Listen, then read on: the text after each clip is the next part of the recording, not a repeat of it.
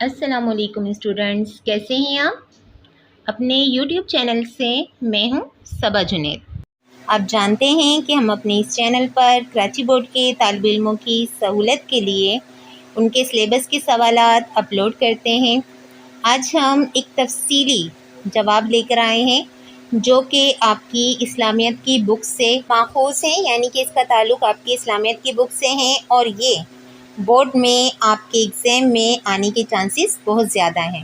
تو چلیے اسٹارٹ کرتے ہیں اور دیکھتے ہیں کہ آج ہم کون سا تفصیلی جواب آپ کے لیے لے کر آئے ہیں۔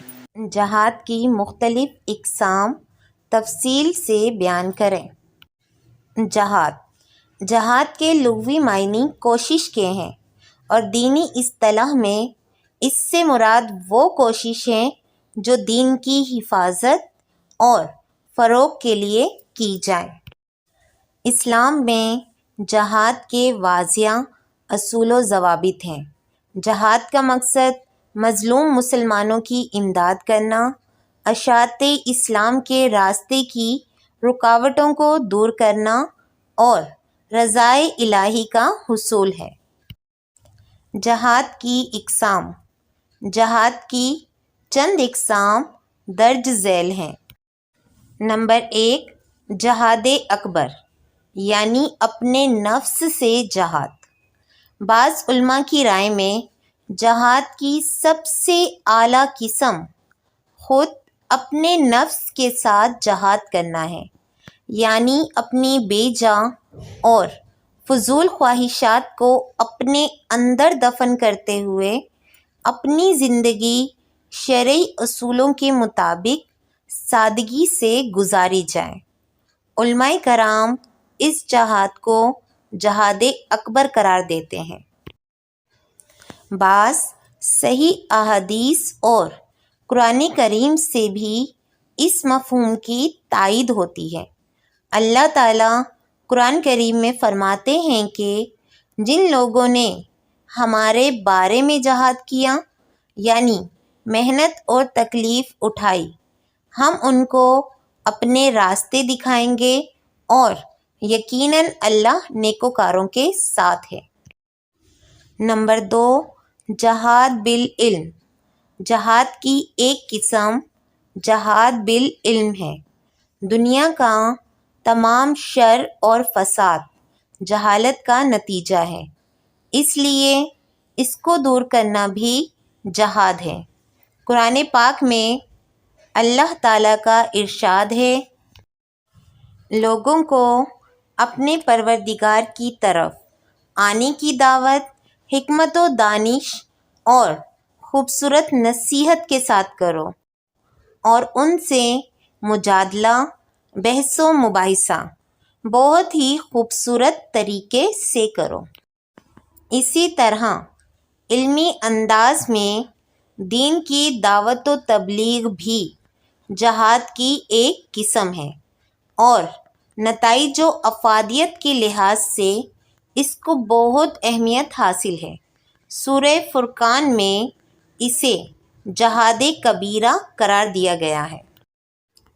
نمبر 3، جہاد بالمال۔ اللہ تعالیٰ نے انسان کو جو مال و دولت دی ہے، اسے اللہ کی راہ میں خرچ کرنے کو جہاد بالمال کہتے ہیں، یعنی اپنے مال کو اللہ کی رضا کے لیے خرچ کیا جائے اور حق کی حمایت و نصرت کے سلسلے میں کنجوسی سے گریز کیا جائے۔ اللہ تعالیٰ نے قرآن مجید میں مختلف مقامات پر اللہ کی راہ میں مال خرچ کرنے پر زور دیا ہے، اور اس کے ساتھ ہی زکوٰۃ کا تذکرہ کرتے ہوئے ذخیرہ اندوزی سے منع فرمایا ہے، اور ایسا کرنے والے کو عذاب کی بشارت دی ہے۔ نمبر 4، جہاد بالسیف یا جہاد بالنفس۔ جہاد کی ایک قسم جہاد بالنفس یا جہاد بالسیف ہے، یعنی اپنے جسم و جان کو جہاد کے لیے پیش کرنا بھی ہے، یعنی کہ اللہ کی راہ میں دین کے دشمنوں سے لڑتے لڑتے اپنی جان تک پیش کر دی جائے۔ عموماً جب ہم لفظ جہاد بولتے ہیں تو اس سے یہی چوتھی قسم کا جہاد ہی مراد ہوتا ہے، جس کو قرآن میں قتال کہا گیا ہے۔ جہاد کے لیے جنگی قوت کی تیاری کا حکم دیا گیا ہے، اور جہاد میں شہید ہو جانے والوں کو مردہ کہنے سے بھی منع کیا گیا ہے۔ نمبر 5، فرائض کی ادائیگی۔ جہاد کی ایک قسم یہ بھی ہے کہ ہر نیک کام اور فرض کی ادائیگی میں اپنی جان و مال اور دماغ کی پوری قوت صرف کی جائے۔ حضور صلی اللہ علیہ وسلم اس جہاد کو ادا کرنے کی خاص تلقین فرماتے ہیں۔ آپ صلی اللہ علیہ وسلم نے عورتوں سے فرمایا، تمہارا جہاد حج مبرور ہے، یعنی قبول ہو چکا حج ہے، مطلب کہ جس میں کوئی دکھاوا نہ ہو اور اپنے فرائض کی صحیح انداز میں بجا آوری ہو۔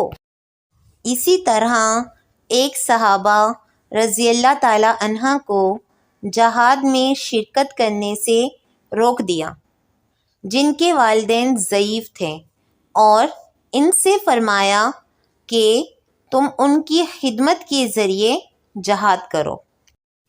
اسی طرح کسی ظالم کے سامنے کلمہ حق بولنے کو بھی جہاد بلکہ بہت بڑا جہاد قرار دیا۔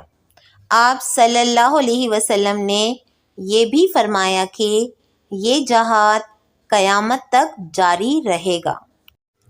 الحمدللہ ہمارا آج کا جواب مکمل ہوا۔ امید ہے کہ مختصر سوالات کے جوابات کی طرح تفصیلی جوابات بھی کراچی بورڈ کے طالب علموں کے لیے مفید ثابت ہوں گے۔ تو ملتے ہیں اپنی اگلی ویڈیو میں، تب تک کے لیے اللہ حافظ۔